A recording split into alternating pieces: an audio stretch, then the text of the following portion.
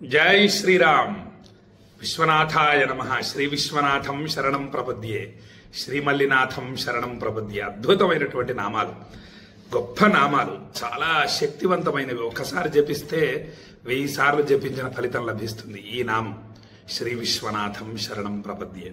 కాశీ గురించి మనం తెలుసుకుంటున్నాము. గొప్ప అదృష్టాన్ని, ఆధ్యాత్మిక సంపదను పొందుతున్నాం మనం. లౌకిక సంపద కన్నా ఆధ్యాత్మిక సంపద చాలా విశేషమైంది.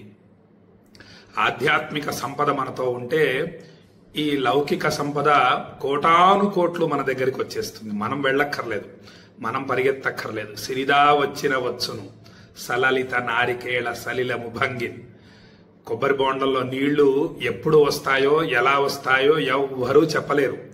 అలా వచ్చేస్తాయి ఆధ్యాత్మిక సంపద ఉన్న వాళ్ళ దగ్గరికి. సంపద మొత్తం రుణ బాధలన్నీ తీరిపోతాయి, శరీరంలోని అనారోగ్య బాధలన్నీ తొలగిపోతాయి, మానసిక చింతలన్నీ కూడా తొలగిపోతాయి. అది ఆధ్యాత్మిక సంపద అంటే. అటువంటి శాశ్వతమైనటువంటి సంపదని మనము పొందుతున్నాము. కాశీ గురించి తెలుసుకుంటూ స్మరిస్తూ 33 కోట్ల మంది దేవతలు కాశీలో వెలిశారని మనం తెలుసుకున్నాము. 3 ఖండాల గురించి తెలుసుకున్నాము. ఓంకార ఖండం, విశ్వనాథ ఖండం, కేదార ఖండం అనేటటువంటి ఖండాల గురించి తెలుసుకున్నాము. ఓంకార ఖండం, విశ్వనాథ ఖండంలో మరణించినటువంటి జీవులందరికీ కూడా భైరవ దండన ఉంటుంది, మోక్షం కలుగుతుంది. మోక్షం ఖచ్చితం అన్నమాట. ఖచ్చితంగా మోక్ష ప్రాప్తి కలుగుతుంది. ఇక కేదార ఖండం గొప్పతనం ఏమిటంటే, మన తెలుగు వాళ్ళందరూ కూడా కేదార ఖండంలోనే కేదారేశ్వరుని సేవిస్తూ ఉంటారు.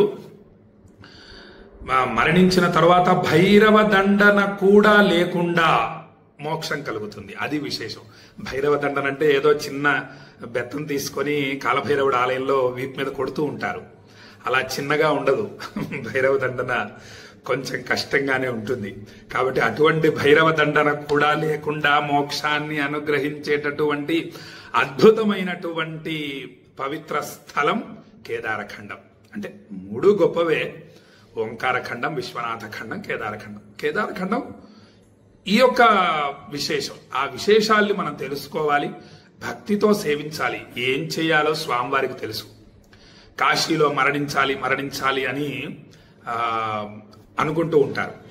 కాశీలో మరణించాలి అనేటటువంటి కోరిక మంచిదే కాదన్ను, కానీ కాశీలో ఉండాలి అని అనుకోవాలి.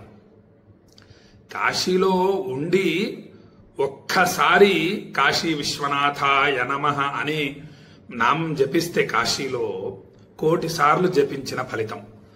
ఒక్కసారి కాలభైరవాయ నమః అనే నామాన్ని జపిస్తే 1,000,000 సార్లు జపించిన ఫలితం. ఒక్కసారి కాశీ ఖండం చదివితే కాశీలో 1,000,000 సార్లు కాశీ ఖండం పారాయణ చేసిన ఫలితం. కాబట్టి ఒక్కసారి శ్రీరామ అంటే 1,000,000 సార్లు శ్రీరామనామం జపించిన ఫలితం. 1,000,000 సార్లు శ్రీరామనామం జపించాలంటే ఎన్ని సంవత్సరాలు పడుతుంది మనకి? అసలు మన జీవితకాలం సరిపోతుందా? చెయ్యగలమా అసలు మనము? కాబట్టి కాశీలో ఉండాలి అని అనుకోవాలి.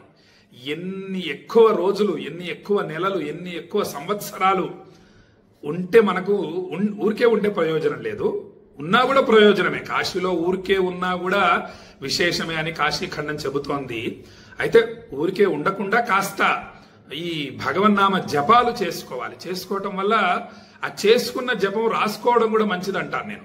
చక్కగా ఈ రోజు నేను కాశీలో ఇంత జపం చేశాను, ఈ భగవన్నామ జపం చేసుకున్నాను, విశాలాక్షీదేవి అయి నమః అనే నామాన్ని 1000 సార్లు జపించాను అని రాసుకోవాలి. 1000 సార్లు అంటే 1000 కోట్లు.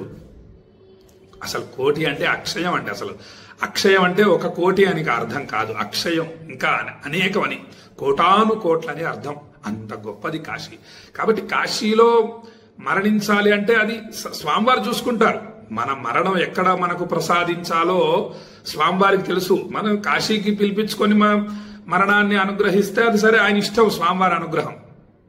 మరణం గురించి మనం ఆలోచించకూడదు. మనము జీవించి ఉండాలి. ఎక్కడ జీవించి మన సమయాన్ని వినియోగించాలి అంటే కాశీలో. ఇలా ఈ విధంగా భగవన్నామాన్ని జపిస్తూ ఆ దేవతల్ని దర్శిస్తూ, సామాన్యం కాదు, అందరూ స్వయంభువే. 33 కోట్ల మంది దేవతలు కూడా స్వయంభువే. అది విశేషం. ఏదో ఎవరో ప్రతిష్ఠించిన దేవతామూర్తులు కాదు. 12 ఆదిత్యులు, 12 మంది ఆదిత్యులు స్వయంభువే. అష్టభైరవులు 8 మంది భైరవులు స్వయంభువే. 56 గణపతులు ఛప్పన్ గణపతులు అంటారు. 56 గణపతులు స్వయంభువే. ఏ గణపతిని దర్శించినా విశేష ఫలితమే. ఏదో చిన్న చిన్న ఫలితాలు కాదు, విశేష ఫలితాలు, అక్షయ పుణ్య ఫలితమే. ఇటు అమ్మవారు నవదుర్గలు స్వయంభువే. 12 ఆదిత్యులు 12 మంది ఆదిత్యులు స్వయంభువే. 12 జ్యోతిర్లింగాలు కాశీలో, రామేశ్వరము, శ్రీశైలము అన్నీ ఉన్నాయి. 12 జ్యోతిర్లింగాలు కాశీలో ఉన్నాయి. త్ర్యంబకేశ్వరు, ఘృష్మేశ్వరు అన్నీ ఉన్నాయి. 18 శక్తిపీఠాలు కాశీలో ఉన్నాయి. మానస సరోవరం కాశీలో ఉంది. మానస సరోవరం, మనం మానస సరోవరం అంటే అవకాశం ఉంటే వెళ్ళి రావాలి. నేను ఒక్కసారి వెళ్ళి రాగలిగాను, మళ్ళీ వెళ్ళాలని ఉంది. కుదరలేదు. సుమారు 3 లక్షలు కావాలి, 2 నుంచి 3 లక్షలు కావాలి. అంత ధనం పెట్టలేము. కాశీకి వెళ్ళటమే హాయిగా. ఏముందండి, హైదరాబాద్ లో ఈ రోజు ఉదయం 9:30కి ఎక్కితే రేపు సాయంత్రం 5 మనం కాశీలో ఉంటాం. కాబట్టి చాలా తేలిక కదా. మనిషికి ఒక 5 నుంచి 10,000 రూపాయలు ఉంటే కాశీకి వెళ్ళొచ్చేయచ్చు. ఎక్కువ ఖర్చు పెట్టకూడదు. అక్కడ 1,00,000 రూపాయలు ఉన్నా సరిపోవు. అంత కొనాల్సినవి అలా ఉంటాయి. ఇత్తడి సామాను, ఏవో చీరలని, అవని ఇవని, అవన్నీ కొనాలంటే 1,00,000, 2 లక్షలున్నా, 10 లక్షలున్నా కూడా సరిపోవు. మనం వెళ్ళడం, గంగా స్నానం చేయటం, విశ్వనాథుడిని సేవించి రావటం, ఈ విధంగా చేయటం. కాబట్టి అది కాశీ. కాశీలో ఉండాలి, భగవన్నామాన్ని జపించాలి. కాశీ వాసానికి మించినటువంటి అదృష్టం, అద్భుత ఫలితం ఇంకొకటి లేదు. కాశీ వాసం అంటే కాశీలో ఉండటం. అయ్యో ఇంత గొప్పది కదండి, మేము ఉండలేకపోతున్నాం అని బాధపడక్కర్లేదు. ఋషులు మనకు దానికి కూడా మార్గాన్ని తెలియజేశారు. అయ్యో మీరు వెళ్ళలేకపోతున్నారా, మీ మనస్సుని కాశీ మీద లగ్నం చేసి ఉంచండి, మీ కాశీవాస ఫలితం వచ్చేస్తుంది అని మనకు శ్లోక ఆధారాన్ని కూడా అందించారు. కాశీ కాశీతి కాశీతి, నాకు ఇష్టమైనటువంటి శ్లోకం. కాశీ కాశీతి కాశీతి త్రివారం యః పఠేన్నరః సోపి దేశాంతరస్థోపి కాశీవాస ఫలం లభేత్. కాశీ కాశీ కాశీ అని ఎవరైతే, ఏ నరులైతే 3 సార్లు ప్రతిరోజు జపిస్తూ ఉంటారో వాళ్ళు ఏ దేశంలో ఉన్నా, ఎక్కడ ఉన్నా కాశీవాస ఫలం లభేత్. ఇందాక తెలియజేశాను కదా, కాశీలో ఉండి భగవన్నామం జపించడం చేత కాశీవాస ఫలితం, ఏ ఫలితం లభిస్తుందో ఆ కాశీవాస ఫలితం లభిస్తుంది. మీ మనస్సుని కాశీ మీద లగ్నం చేసి కాశీ కాశీ కాశీ అని 3 సార్లు అంటే చాలు ప్రతిరోజు. అందుకు ఈ శ్లోకం మీరు రాసుకొని ప్రతిరోజు ఒక్కసారి పారాయణ చేశారనుకోండి, 3 సార్లు అయిపోతుంది. కాశీ కాశీతి కాశీతి త్రివారం యః పఠేన్నరః సోపి దేశాంతరస్థోపి కాశీవాస ఫలం లభేత్. ఈ శ్లోకం ప్రతిరోజు మీ పిల్లలకు కూడా నేర్పించండి. నేర్పించి అందరూ కలిసి ఒకసారి అనడం. ఎప్పుడు వీలైతే అప్పుడు, ఎక్కడ వీలైతే అక్కడ, ఒక సోఫాలో కూర్చున్నా కూడా అనొచ్చు. మంచం మీద పడుకొని విశ్రాంతి తీసుకుంటూ కూడా అయ్యో ఈరోజు మర్చిపోయామే అని ఒక్కసారి మనస్సులో అయినా ఉచ్చరించవచ్చు. వీలైతే ఎవరు నిద్రపోకుండా ఉంటే బయటికైనా ఉచ్చరించవచ్చు. నిద్రపోతున్న వాళ్ళని లేపకూడదు. మానసికంగా భగవన్నామాన్ని చేసుకోవచ్చు. పడుకొని ఉండగా నిద్ర రావట్లేదు అనుకోండి, ఒక రుద్రాక్షమాల చేతిలో పట్టుకొని కాశీ కాశీ కాశీ కాశీ కాశీ అని కాశీ నామాన్ని జపించవచ్చు. బిగ్గరగా అనకూడదు నిద్రపోతున్న సమయంలో. కాబట్టి అది కాశీ అంటే. అటువంటి గొప్ప కాశీ వాసం ఇంత సులభంగా చేయవచ్చు. ఇక్కడ ఉండి మనం అక్కడ కాశీలో ఉన్నటువంటి ఫలితాన్ని పొందవచ్చు. అక్షయ పుణ్య ఫలితాలు వస్తాయి కాశీలో ఉంటే. అన్ని గొప్ప అదృష్టాలండి. అసలు మామూలు సంపద కాదు ఇది, ఆధ్యాత్మిక సంపద, గొప్ప సంపద. ఈ సంపదని పొందాలి మనం 100 సంవత్సరాల లోపు. కాశీలో మనకి పంచక్రోశ యాత్ర అని ఉంటుంది, అద్భుతమైన యాత్ర. ఆ యాత్ర జీవితం మొత్తంలో ఒక్కసారైనా చేయాలి. ఇతరత్ర మనం మామూలుగా ఊళ్ళలో చేసినటువంటి ఏదైనా తెలిసి తెలియక చేసినటువంటి పాపాలు పుణ్యక్షేత్రాలకు వెళితే తొలగిపోతుంది. పుణ్యక్షేత్రాలలో చేసినటువంటి పాపము కాశీకి వెళితే భస్మమైపోతుంది. కాశీలో చేసినటువంటి పాపము వారాణసి, కాశీలో వారాణసి, ఇవన్నీ అద్భుతమైన విషయాలు తర్వాత తెలియజేస్తాను. కాశీ మొత్తం ఒక ప్రాంతం, ఒక కొంత విస్తీర్ణం కలిగి ఉంటుంది.